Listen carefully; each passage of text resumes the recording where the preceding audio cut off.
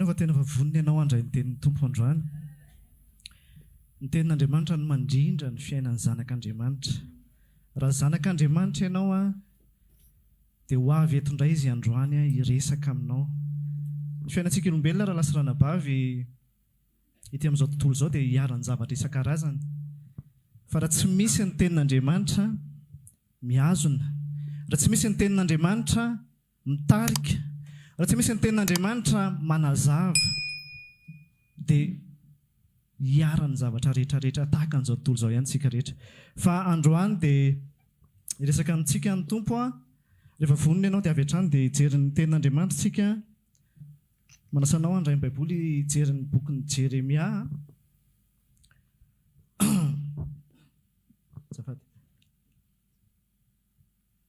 Bokin'ny Jeremia toko fa 5:10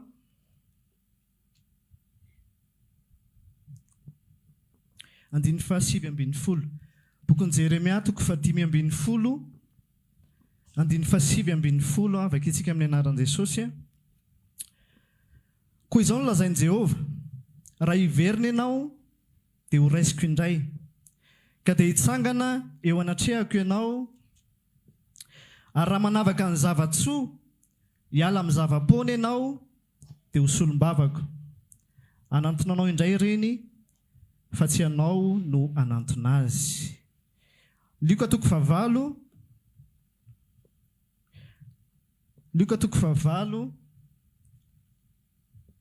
andiny fa 12.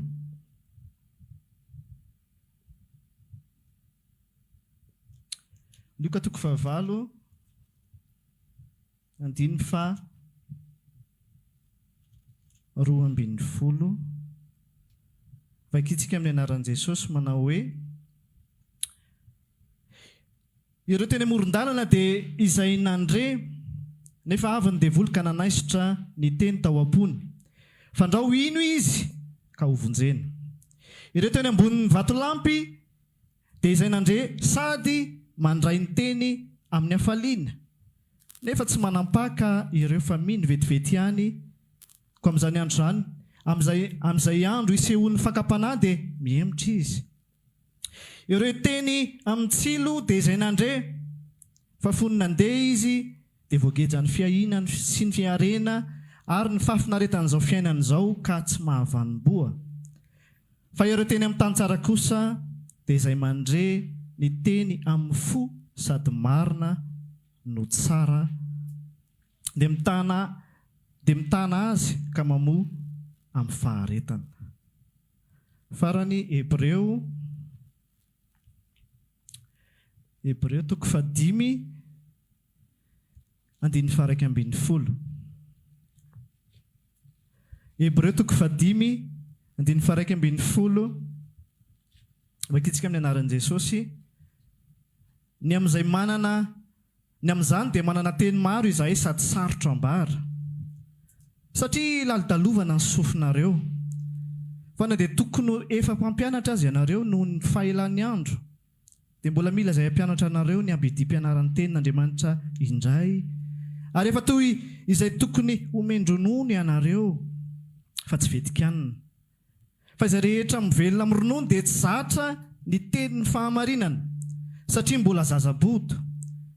Fa ho an'izay efa lehibe ny vetikanina, dia ho an'izay manana ny saina efa zatra nampiasaina tsara ka mahay manavaka ny tsara sy ny ratsy. Tenin'Andriamanitra anankitelo no nivakitsika teo amin'ny Jeremia, tao amin'ny bokin'ny Liko Jesosy no manambara, ary farany teo ny bokin'ny Hebreo. Ny tenin'Andriamanitra raha lasa rarabavy rehefa tonga tahaka izao dia ahafahanao mijery amin'ny fitaratra, ahafantaranao hoe aiza ho aiza ianao. Ary ny fotoana androany izay hitondra ny tompo antsika manokana dia teny ahafahantsika mahafantatra marina ny momba antsika. Eny, mety ahafantatra ny manodidina antsika ihany koa. Indray tena olona antsika kristianina mantsy mampametraka mpanontaniana antsika ny zavatra iainan'ny olona. Fa maninona ary ilay olona tsy mandray an'Andriamanitra?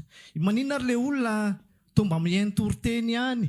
Maninona ny olona to maheno filazantsara rehefa anontaniana momba fivavahana kristianina ny olona maro dia mahafantatra ihany fa tsy hoe dia tena hoe iza Jesosy iza tsy fantatro izany. Fa mahafantatra ihany ny olona, fantatro ny olona ihany hoe zanak'Andriamanitra izany Jesosy Kristy izany. Fa androany tsika dia hafantatra ary ho taritin'ny tompo tsikelikely tsika ary indridridritra ny tenantsika aloha voalohany indrindra. Hafantatra hoe manahoana mariny tsika manoloana ny tenin'Andriamanitra, manahoana mariny tsika manoloana ny fahazoana ny tenin'Andriamanitra. Araka io Lioka toko 9 io fanoharana nataon'i Jesosy momba ny mpamafy mamafy vo, izay io tantara io dia efa tantarain'ny Matteo io tantarain'ny Marka dia tantarain'ny Lioka koa. Fa tian'ny Lioka teo no novakiantsika teo ary ny fanazavan'i Jesosy no raisitsika teo. Ary rehefa mamaky an'io teny io ianao dia malaza karazan'olona anankiefatra izy. Karazan'olona anankiefatra, tany karazany efatra aloha voalohany indrindra. Tany le fanoharana nataon'i Jesosy fa mazava ho azy tonga dia fantatra hoe manambara ny olona izay mihaino azy le tany resahana. Karazany efatra ny resahan'i Jesosy. Nisy ozy izy nafafy teny an-dalambe, dia nisy ozy voahitsaka ny olona, dia nisy voahitsaka, dia nisy nitsangohan'ny voromanidina. Ny faharoa dia ozy izy voafafy teny amin'ny vatolampy. Dia naninona le izy? Naniry kely ihany. Fa rehefa avy eo maty, nalazo le izy dia maty. Fa telo ny resahan'i Jesosy dia nisy naniry taiza teny amin'ny tsilo. Naniry ihany koa le izy tany, nisy tany tsara teo naniry. Niaraka naniry izy sy ny tsilo. Fa rehefa niakatra le izy voasakan'le tsilo voageja. Dia naninona? Tsy navokatra. Naniry izy fa tsy navokatra. Fa efatra dia naninona ozy izy? Teny amin'ny tany tsara. Dia navokatra le izy. Navokatra avy 30, avy 80, avy 100 eny. Rehefa mandinika tsara n'io teny io ianao eny tombony tany latsarana bavy dia tsy misy afa-tsy karazany roa ny olona. Karazany voalohany dia ny olona izay iainantsika amin'izao vanim-potoana izao partira tanomboka tamin'ny fotoana rehefa nandan'Andriamanitra ny Adama sy Eva dia olona araka ny nofo no nanjaka teto ambonin'ny tany. Olona tsy nitovy endrika tamin'Andriamanitra intsony no nanjaka tetỳ ambonin'ny tany, no niaina tetỳ ambonin'ny tany. Ary olona izay tena marina tarihan'ny Satana. Ny fialan'ny olombelona tamin'Andriamanitra dia vokatry ny fiainonan'ny Satana. Tafiditra tao anatin'ny fahotana ny olona dia nanjaka ny devoly tetỳ ambonin'ny tany. Nisy fotoana moa tsika efa niresaka hoe ohatra mahasosotra be ilay mihaino hoe zanaky ny devoly ny olombelona rehefa tsy tonga zanak'Andriamanitra. Nefa ny fahamarinana izany satria eo ambany nomena Satana mihitsy ny fahefana hitatana an'izao tontolo izao. Fa izay nandray an'i Jesosy no tafaverina. Le hoe nateraka indray raha lasarana bavy aloha entre parenthèse niresahako anazy nateraka indray indraindray mantsy nazara diso ho fandray anazy taloha hoe rehefa ny hoe nateraka indray dia hoe avy nateraka neny zany dia ateraka fanondroany. Ny tena marina Andriamanitra no niteraka antsika tamin'ny voalohany. Andriamanitra nahary olona mitovy taminy. Andriamanitra mihitsy nahary niteraka nanao ny créé, izay ny teny frantsay malaza azy, ny créé mihitsy Andriamanitra. Dia votsitra le izy no niditra Satana dia no hoe nateraka indray dia miverina amin'iny famoronana iny. Azonao ve? Tsy any amin'ny tsy misy idiran'le nateraky izay le hoe tsy vokatry ny filan'ny olona, tsy sitrapon'ny olona, fa miverina amin'le namoronan'Andriamanitra. Izay le hoe nateraka indray. Nateraka indray zany tsy misaina hoe satria izay le napetraky ny Nikodemosy raha tsy diso tamin'i Jesosy hoe ahoana indray niverenana ny kibon'ny eny, asa saina be ho an'ny Nikodemosy le izy. Fa ny tena marina izay mihitsy le izy miverina amin'le namoronan'Andriamanitra. Izay le hoe nateraka indray. Efa tokony teraka tsika. Tokony toy raha tsy nanota izany Adama sy Eva dia naninona? Nitohy fotsiny le izy. Nitohy fotsiny le izy. Tsy misy hoe ateraka indray izany. Nitohy fotsiny. Nitohy le fiainana satria efa mitovy amin'Andriamanitra dia miaina miaraka amin'Andriamanitra. Fa votsitra le izy dia mila miverina amin'le fahaterahana. Izay ny fahaterahana indray. Araka ny teniko teo, votsitra ho ale izy teo amin'ny fotoana eo. Ary Satana no maninona? no manjaka amin'izao tontolo izao. Satana no manjaka amin'ny olona ary izay ilay ohatra voalohany resahan'i Jesosy Kristy. Nafafiteny an-dalana ozy izy le teny. Ny teny Andriamanitra, miresaka Andriamanitra. Fa ahoana ozy izy? Tonga ozy izy mivory manidina nitsaingoka anazy. Dia ozy izy Jesosy rehefa manazava azy hoe ny tonga Satana, tonga ny devoly dia nanaisitra ny teny. Satria maninona? Satria nanana devoly fahefana ny olona. Ny olona raha vao tsy manana an Jesosy Kristy, na tonga raha ny tenin'Andriamanitra, na maheno tenin'Andriamanitra ary ny olona eny amin'ny radio, na mandeha taxi be ary izy ka raha taxi be mandeha fa toriteny ohatra mandeha eo, tsisy miditra aminazy io.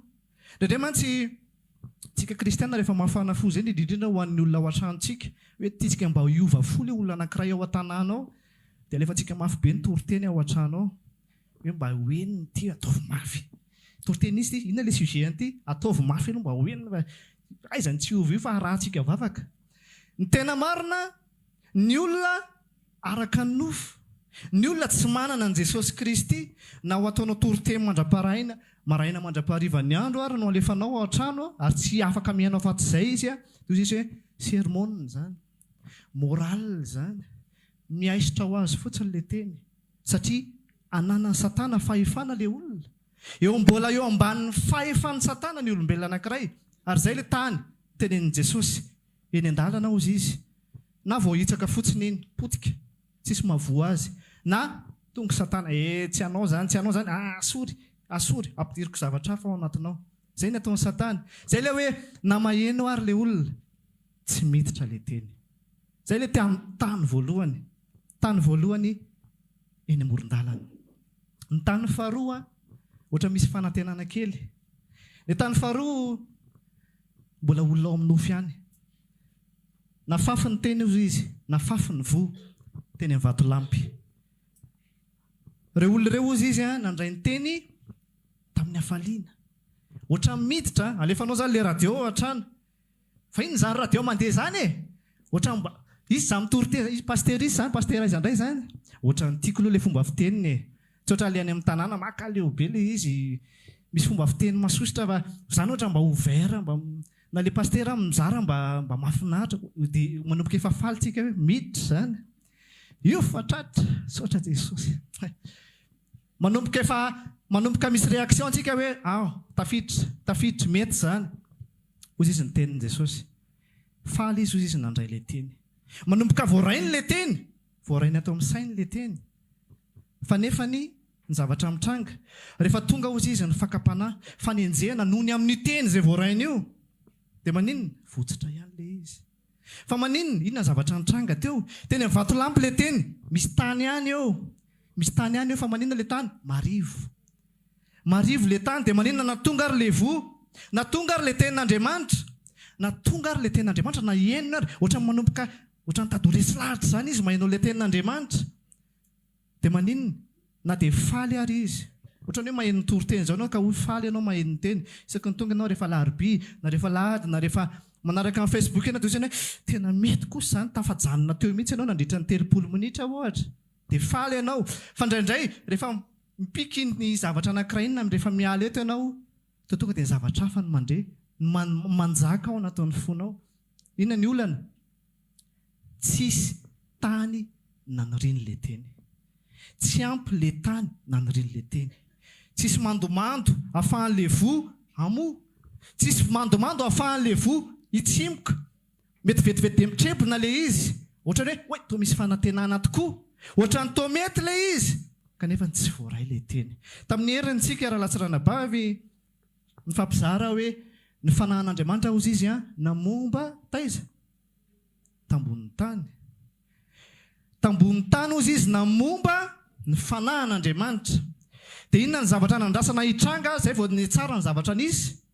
Inona nandrasana? Ny teny. Rehefa ny teny Andriamanitra, izay vao ny tsara ny tontolo. Raha latsiranabavy ny tenin'Andriamanitra ho an'ny olona izay tsy mbola manana ny fanahin'Andriamanitra. Na dia resy lahatra ary ianao mihaino ny tenin'Andriamanitra. Na dia ohatra ny toa azonao le izy. Toa tsy mifanohatra amin'ny eritreritra ao ary toa mandresy lahatra. Tandremo mety mandresy lahatra anao ny zavatra zarainy eto. Mety mandresy lahatra anao ny famankinao ny tenin'Andriamanitra eto. Izy hoe marina izany. Tsy hitako mihitsy izay mahadiso an'izany. fa raha tsy manana ny fanan'Andriamanitra ny olona anankiray tsy afaky ny aniry ny teny iny. Tsy afaky ny raha ny teny fotsiny Andriamanitra fa tsy namomba teo ny fanahy. Raha ny teny fotsiny Andriamanitra hoe misy fa tsy teo ny fanahy dia tsy haiko hoe inona zavatra mety nitranga. Fa ny zavatra nisy aloha teo ny fanahy fa mbola tsisy endrika sady foana ny zavatra teo. Fa rehefa ny teny Andriamanitra, ny fanahin'Andriamanitra sy ny tenin'Andriamanitra, hozy isika hoe couple tsy misaraka ireo. Ny tenin'Andriamanitra raha tsaranabavy tsy ho an'ny olona ao amin'ny nofo. Ny tenin'Andriamanitra tsy ho amin'ny olona liana. Tsy misy olona hoe manatsaina be dia ndao mba diniantsika avy namindinika boky maromaro izy dia ndao mba diniantsika indray ty boky ino ty boky ty, ndao mba diniana ty baiboly ty hoe inona zany tena resahanareo ato. Afaka ny hamaky an'iny ny olona rehetrarehetra. Fa raha tsy manana ny fanan'Andriamanitra izy, tsy haheno an'Andriamanitra, indrindrindrindra tsy hahavokatra indrindrindrindra. Fahalalana, fahafantarana, ary ozy aho hoe mety ho faly, mety ho misy olona tsy manana ny fanan'Andriamanitra fa maka an'ity, tsara kosa, mahafinaritra kosa, araka ilay teneniko anao teo hoe mihaino ny tenin'Andriamanitra, na pastera na iza mety mizara, na ianao mety hampahery. Dia gaga fotsiny ianao hoe ary izy inge tamin'ny nampaheresika ohatrany faly, izy inge tamin'ny nampaheresika ohatrany hoe azony be izany ilay izy, dia ohatrany hoe nahery be izy fa niala teo izy dia ohatrany manjomotra be ihany. Satria maninona tsisy fanana indray an'ilay izy tao anatiny.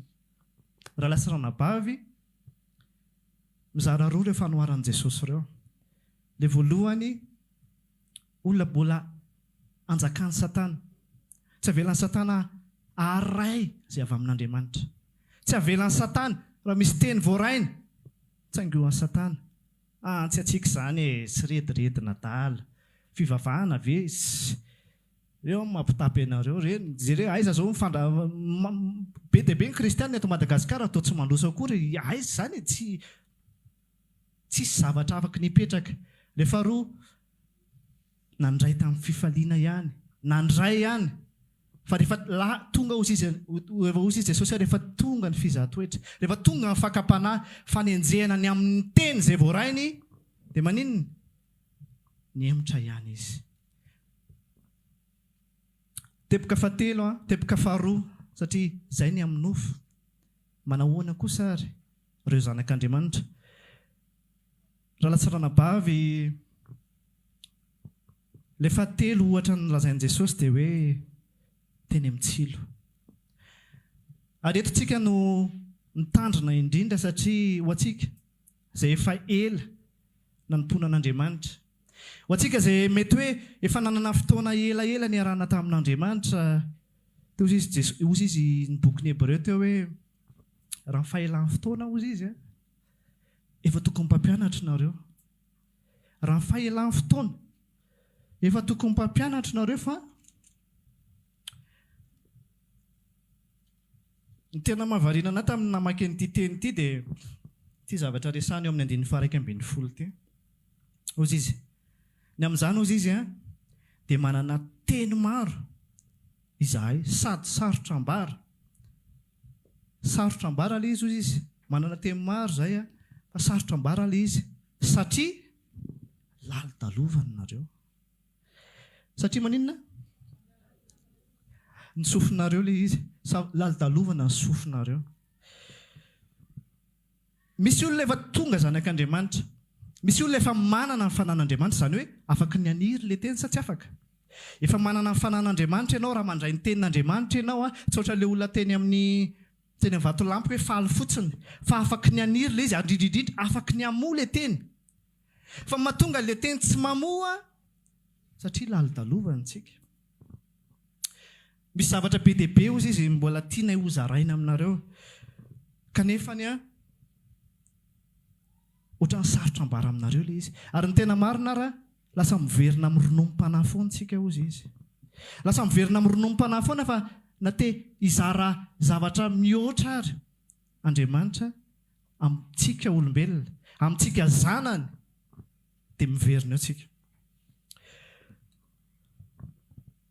Ilay tapany fahatelo, ilay ohatra fahatelo ny resahan'i Jesosy io, fa inona moa mahatonga antsika lalo-dalovana? Ny fiainana, ny tena marina raha latsaranabavy, ny fiainana, inona ilay endrik'ilay tsilo? le fiahinany fiainana.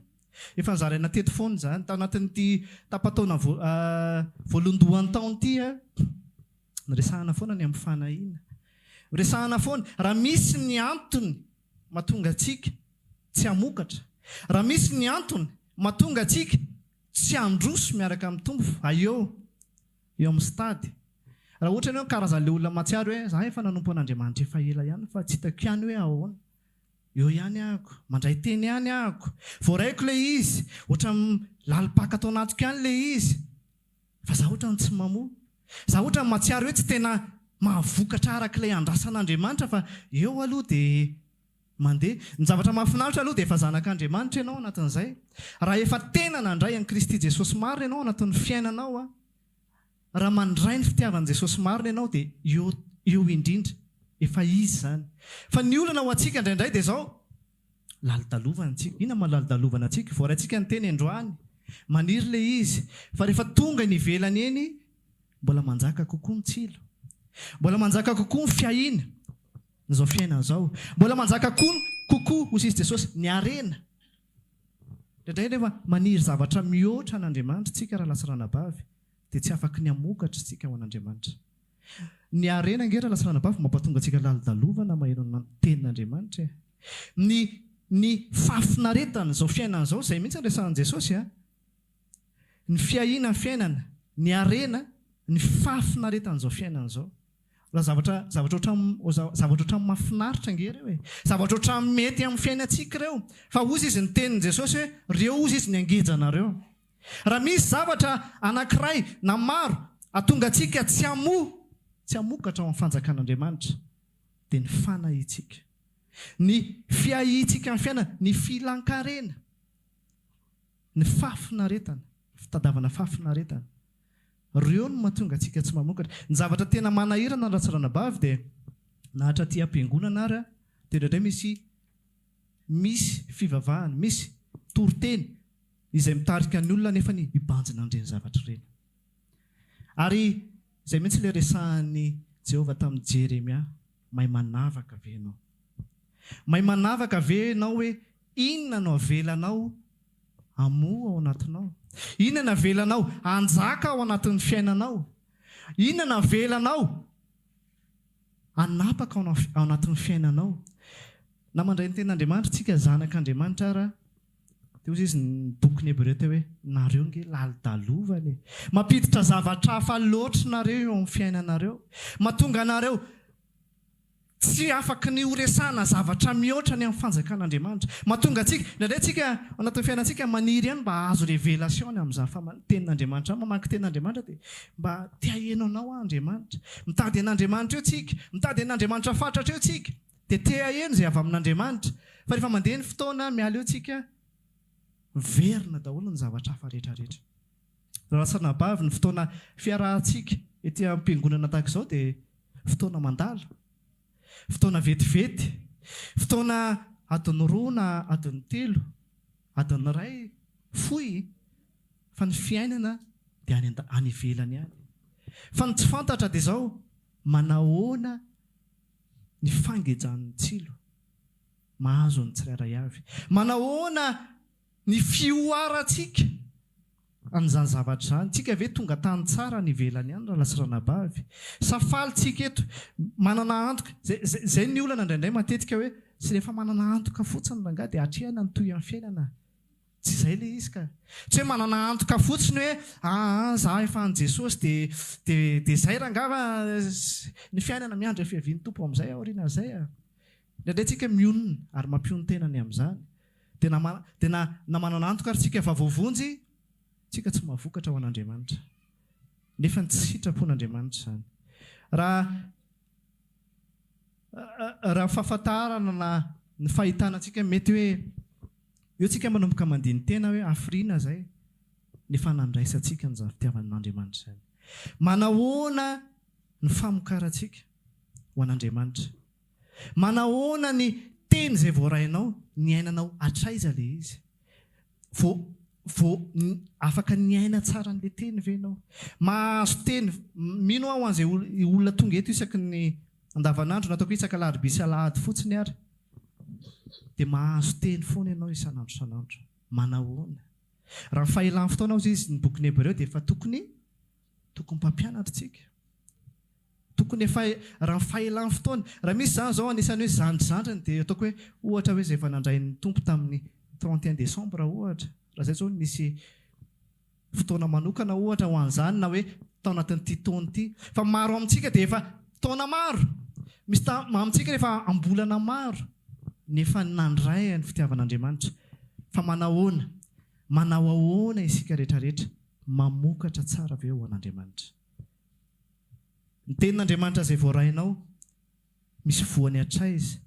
Sa maniry fotsiny ilay izy fa tsy mavokatra. Izay ilay eo amin'ny tsilo maniry ilay izy.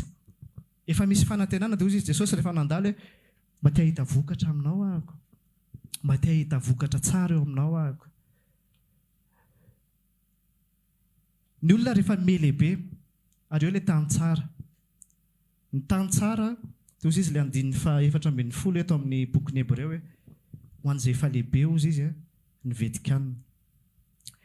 Dia ho an'izay manana saina efa zatra nampiasaina tsara ka mahay manavaka ny tsara sy ny ratsy. Ny olona amin'ny nofo raha lasa ranabavy tsy mila manavaka. Ny olona amin'ny nofo tsy mila manavaka hoe inona ny tsara, inona ny ratsy, inona no sitrapon'Andriamanitra na inona tsy sitrapon'Andriamanitra. Ny olona amin'ny nofo mety daholo ny zavatra rehetra. Hoy izay fiteny amin'izao fotoana izao ny mandeha hozy izy. Tonga dia mety daholo izay ataonao na inona satria ao amin'ny tontolon'ny Satana tsisy inona.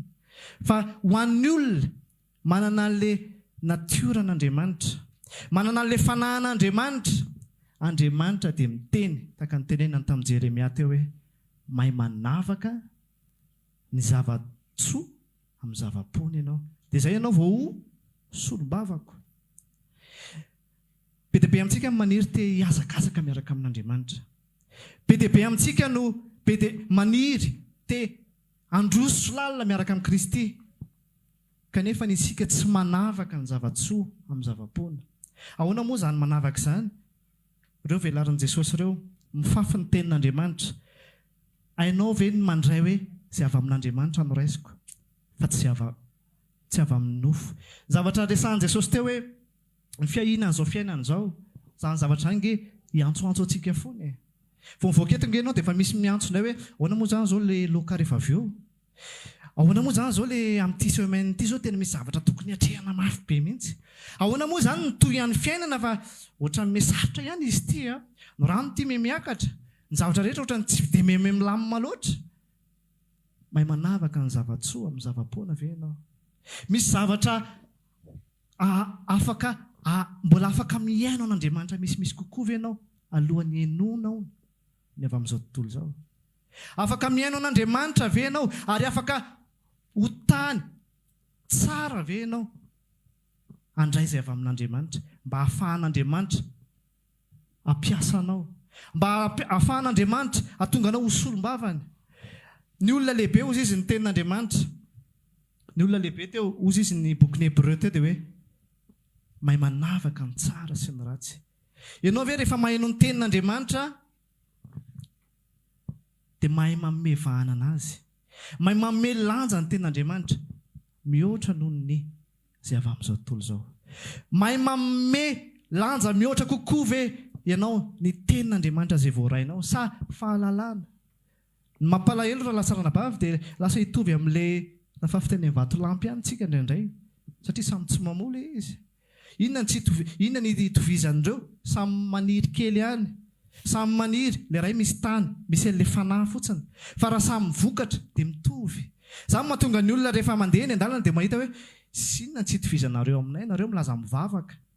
Indraindray tsika kristiana tena manana ny fanan'Andriamanitra fa rehefa jerevan'ny olona, satria ny olona mahalala tenin'Andriamanitra, ny olona mahafantatra ny tenin'Andriamanitra dia rehefa mifampitaha fiainana eny satria ny olona dia mijery mihitsy fa inona ny tena mahatsara an'ilay hoe kristianina, inona ny tena mampiavaka ilay zanak'Andriamanitra. Manana antoka ianao, manana antoka tokoa isika fa indraindray tsy miavaka tokoa ny zanak'Andriamanitra satria maninona? Samy voasarony fahadavakarena, sary mivoasary ny fiainan'ny fiainana. Fa ianao nge mitovy amin'izao tontolo izao ihany raha fiain'izao fiainana izao no anjaka atao anatin'ny fotsika.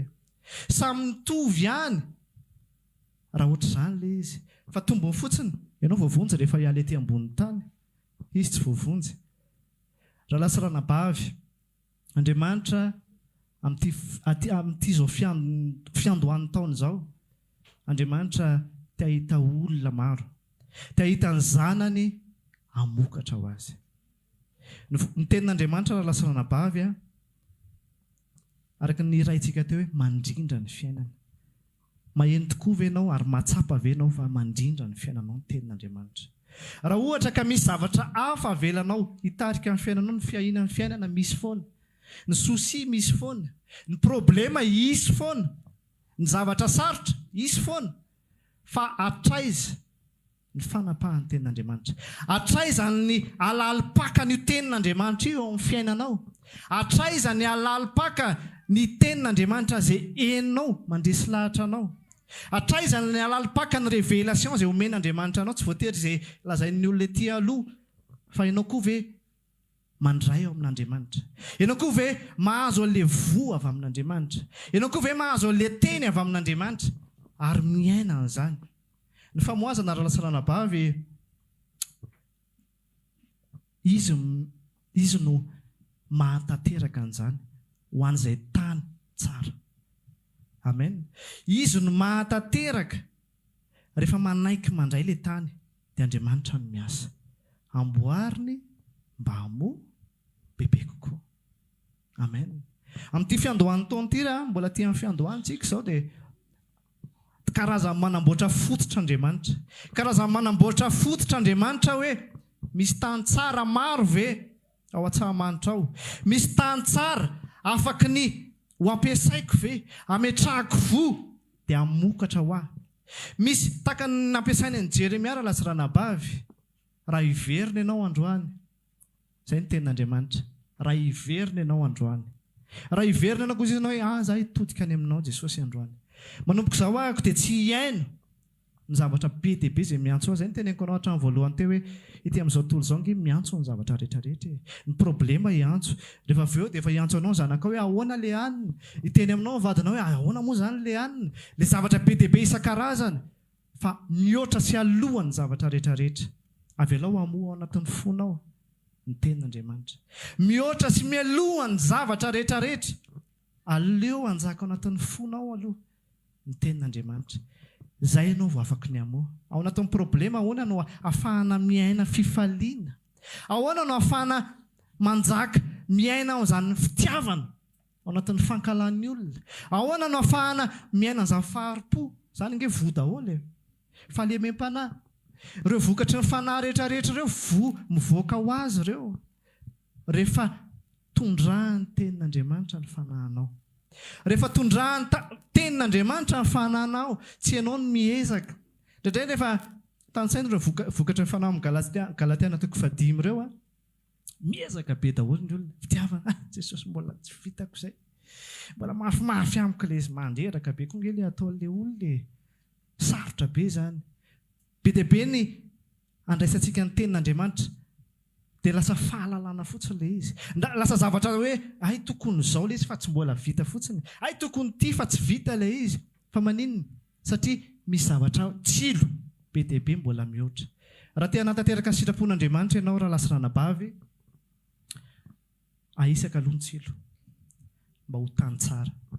Ahisaka aloha ny tsilo mba ho tany tsara ianao dia afaka ny hiakatra io vokatra io. Afaka hamokatra ao an'Andriamanitra. Afaka ny hampiasa anao Andriamanitra. Afaka ny ho tonga solom-bava an'Andriamanitra ianao. Raha lasa ranabavy tsy izay mpitory teny ety aloha ihany akory hoe mpisolom-bava an'Andriamanitra, fa any amin'izay misy antsika tsirairay avy ihany Andriamanitra te hampiasa anao. Andriamanitra te hampiasa ny tsirairay avy amintsika. Ho anao izay maheno, ho anao izay manaraka ihany koa. Ho antsika rehetrarehetra ianao aza mora mionona fotsiny hoe zara angaha efa nandray aho. Dia miezaka fotsiny arak'izay izany mandeha arak'izay tokony ho izy. Tsy izay ilay izy, fa Andriamanitra miandry voa avy amin'ny tsirairay avy. Tadidio tsy ianao no manao anazy, meteza ho tany tsara. Asorintsika izay zavatra rehetrarehetra. Raha androany ianao ozy izy ianao hoe misy zavatra manavesatra anahy dia ndao ozy izy Jesosy hoe avy tenin'Andriamanitra lasa ranabavy tsy sarotra. Izay ilay tenenin'ny bokin'ny Hebreo teo hoe lasa sarotra ozy izy manambara sarotra nilaza zavatra aminareo satria lalitalovana ny sofintsika. Indray rehefa lalitalovana, inona malalitalovana teo ozy izy ny fiainana. Fa ndao asorina ny zavatra rehetrarehetra mba ho libre ianao handray izay avy amin'Andriamanitra. Izay ny tena zava-dehibe raha lasarana bavy, malalaka ve ny tany handraisana ny tenin'Andriamanitra. Malalaka ve ny fonao, malalaka ve ny mombanao ianao manokana, handraisanao ny tenin'Andriamanitra. Sa mbola feno zavatra isan-karazany izay mahatonga ny na dia henao ary izy na dia maniry ary izy dia tsisy vokatra. Na dia dika ileo maniry, resy lahatra ianao, tsy lavinao izany ilay izy aloha. Tsy lavinao ilay izy fa eo, oke, voaray. Fa tsisy vokatra ilay izy. Ao an-tsainao be fotsiny ilay tenin'Andriamanitra. Fantatrao be fotsiny ny tenin'Andriamanitra. Fa tsy mamokatra. Androany maniry ny tompo mba ahita tany tsara maro. Raha ho avy ny fotoana andrenesantsika ny tompo na eto, na any an-tranonao, na amin'ny fotoana inona, mahay manavaka ianao. Izany ny zavatra tsara. Raisiko. Izany ny zava-poana. Na dia to tenin'Andriamanitra ary. Za tena mananatra anao ary miteny ianao be dia be ny olona mizara zavatra tsy izy ary zava-poana. Tonga dia mahitsy ohatr'izay zava-poana. Na dia mpanompon'Andriamanitra ary. Fa mahaiza manavaka. Ny olona lehibe, afantaranao efa me lehibe ianao, mahay manavaka ianao vao maheno ianao hoe tsy izy izany. Izy izany. Ny afantaranao ny tenin'ny dadanao, hoy izy Jesosy, ny ondriko, malala ny feoko. Na misy olona mitory teny fa 100,000 manodidina anao eo ary, fantatrao ilay any dadanao. Fantatrao ilay anao, ary fantatrao ilay ho ampidirinao, ho ampanirianao anatin'ny fonao. Raha vao tsy mahafantatra an'izany ianao dia mbola miverina eo amin'ny rononom-panahy foana tsika hozy izy. Na dia efa te handroso ary ny tompo miaraka aminao, na dia efa te hampiasanao misy kokoa ary Andriamanitra. Raha vao tsy mahay manavaka tsika, raha vao tsy mahay maniva antsika hoe tsy izy izany. Na dia baiboly ty ary andraisina. Izay nge maharatsy ela izy. Tsy hoe teny, fa ny teny mahafaty. Fa raha vao tsy manana ny fanahinao, ny afantaranao fa izy ny teny anankiray, dia valide ny fanahinao ato anatinao. Rehefa maheno tenin'Andriamanitra ianao, dia miaino ianao. Dozy izy ianao hoe le ato anatiko manaiky an'izany. Na dia teny mbola tsy faheninao ary, fa fantatrao hoe miaraka amin'ilay ato anatiko izany. Fa ny afantaranao hoe tsy izy ilay izy, misy zavatra mifanohatra, dia mila mandinika ianao. Izay mihitsy izany ilay taritan'ny tompo antsika androany hoe mahay manavaka. Mahay manavaka ianao, mahay manivana ianao, fa tsy hoe izay tenin'Andriamanitra, ka pastera ihany la nge ny teny iny ve dia iteniteny foana e. Possible zavatra rehetrarehetra. Fa androany ho tonga tany tsara ianao, amen. Ary manavaka ny zava-tsoa amin'ny zava-poana. Manomboka izao dia minao hoe androso amin'ny fahalehibiazana antsika. Amen. Minao hoe hiazakazaka misimisy kokoa isika ao amin'Andriamanitra satria aheno an'Andriamanitra, malalaka kokoa an'Andriamanitra. Ny ampirisihako anao ary ny fampaherezantsika moa raha lasirana bavy dia ny ampanginana ireo karazana tsilo isan-karazany, dia fiainana. Ny zavatra rehetrarehetra mandroso amin'ny faharatsiana. Raha ny plan'ny Satana dia tsy hanana sainana, tsy hanana dia fotoana, na dia saina kely arivavahana ianao, na fotoana kely ary. Satria misy an'izao mila vahana, misy an'ity mila atao, misy an'ity tsy ngambany dia tsy ho tratratsy olona hivavaka fa dia miray fo aminareo e. Miray fo fa tena izay, miray fo fa tsy hoe tsy manadino tsy akory. Fa raha lasirana bavy, na aiza misy ianao, na aiza, na roviana. Avelao ny fonao ho tany tsara mba handray ny tenin'Andriamanitra. Andriamanitra afaka hiresaka amintsika amin'ny fomba rehetrarehetra. Minoana amin'izany ianao fa afaka miteny Andriamanitra amin'ny fomba rehetrarehetra. Na eny ambavan'ny olona adala ary mety hafantatra ianao hoe misy zavatra izy izany. Dinio tsara izany zavatra resahako anao izany. Fa ianao mahafantatra. Ny important dia manana ny fanan'Andriamanitra ianao. Manana ny fanan'Andriamanitra ianao ary mahafantatra. Mahay manavaka ianao. Mba hamokatra tsara ianao. Mba ilay zavatra tsara no hivoaka eny aminao. Mba ilay zavatra tsara araka ny sitrapon'Andriamanitra, ilay voan'Andriamanitra no hanapaka ao anatin'ny fotsika. Nao tsika samy andiny tena dia Samy mivavaka ankehitriny a. Raha ohatra ianao ka karazan'ilay olona teo, mety karazan'ilay olona hoe mbola tsy manana antoka ianao. Raha ohatra ianao ka karazan'ilay olona hoe mbola tsy nandray mihitsy. Raha ohatra ianao karazan'ilay olona mandinika ny tenanao dia hozy izy ianao hoe tena za izay voateny voaraiko dia voaraiko eo fotsiny dia avy eo votsitra ilay izy. Na ilay anankiray hoe toa faly ihany aho mandray an'ilay teny fa tsisy mipetraka aty anatiko ilay izy fa connaissance ny be dia be ho anahako. Fahalalana. Ny fahalalana raha lasa ranabavy tsy mitondra anakaiza. Fahafantarana tahaka ny fahaizana rehetra izany. Fa raha androany ianao mahatsapa hoe androany ny fotoana arenesanao ny fitiavan'Andriamanitra. Te hiditra ao anatin'ny fonao dia teneny fotsiny izy hoe androany mandray ny fitiavanao. Androany mandray ny famonjenao Kristy. Izay ny antoka, izay ny teboka voalohany amin'ny fiarahana amin'Andriamanitra. Ninona teny ho henonao? Na ho tonga eto ianao isaky ny fotoana rehetrarehetra. Na ho avy eto ianao isaky ny fotoam-bavaka rehetrarehetra. Kanefa tsy nandray an'io Jesosy Kristy io. Raha tsy manana ny fanan'Andriamanitra ianao tsy tonga zanak'Andriamanitra mihitsy. Zava-poana ho anao mandray sy manantona fitaovam-pivavahana tahaka izao. Fa raha tsy manana antoka ianao hoe mandray ilay fitiavan'i Kristy, izay izy vao hanomboka hiresaka aminao. Dia androany ny fotoana afaka nandraisanao an'izany. Raha toa ianao ka efa nandray ny fanahan'Andriamanitra, manana antoka ianao fa efa tena zanak'Andriamanitra, kanefa matsiaro ianao fa mistagna eo fotsiny. Matsiaro ianao fa ohatran'ny eo fotsiny dia eo tsy resy lahatra tsara ahako fa tsy hitako mihitsy hoe ampiasain'Andriamanitra ahako. Tsy hitako mihitsy fa ohatran'ny hoe miaina fotsiny miaraka amin'Andriamanitra dia manana antoka amin'ny fiainana mandrakizay fa ny ankoatr'izay ohatran'ny mandeha fotsiny hoe dia faly miaraka amin'ny fiangonana.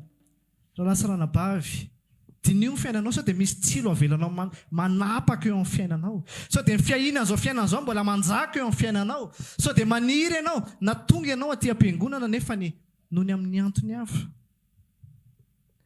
Noho ny amin'ny antony mety filana fitahiana. Noho ny amin'ny antony mety zavatra hafa isan-karazany. Raha androany ianao matsiaro ianao hoe izay ny kanao dia mitenena amin'ny tompo androany tena androany Jesosy manaiky ary vonona ny ho tonga tany tsara eo anatrehanao. Fa raha mety ianao dia anala ny zavatra rehetrarehetra ary za hanapa-kevitra ny todika aminao. Ny zanak'Andriamanitra raha lasa ranabavy dia asain'Andriamanitra androany hiverina aminy. Izay ny teneny tamin'i Jeremia teo hoe raha miverina ianao dia ho raisiko indray. Raha miverina ianao dia raisiko indray. Raha misy olona maro eto androany te hiverina amin'ilay position matany tsara, mba ahafahan'Andriamanitra manome an'ilay voa ary ahatonga anao hamokatra ao an'Andriamanitra. Raha hiverina ianao androany dia raisiko indray hozy izy. Manasanao hitsangana ankehitriny aho.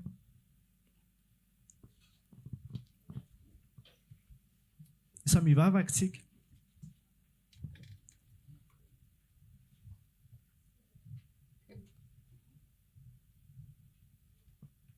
Miresaha amin'ny tompo ianao androany.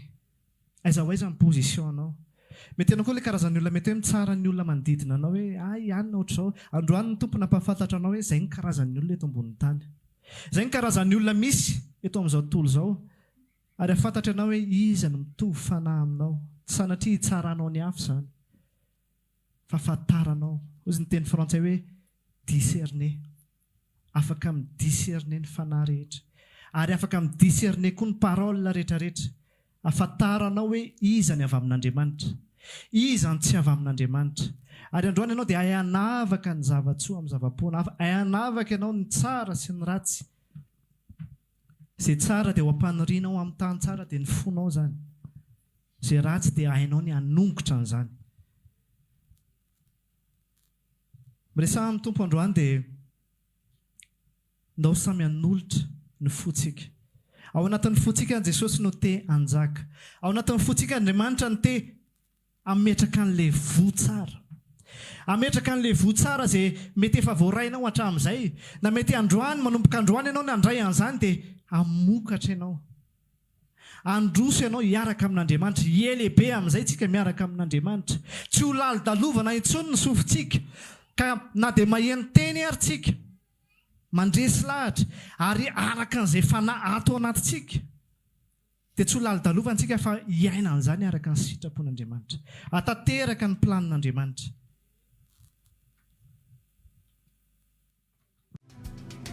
Raha maniry ary mavaka aminay ianao dia tongava ary isaky ny alahady amin'ny 7 ora sasany, ny talata amin'ny 12 ora sasany, ny alarobia amin'ny 12 ora, eny Antsahamanitra 100 metatra ambany fijerena fety, trano Gribege amin'ny ankavian-dalana. Tongava soa tompoko.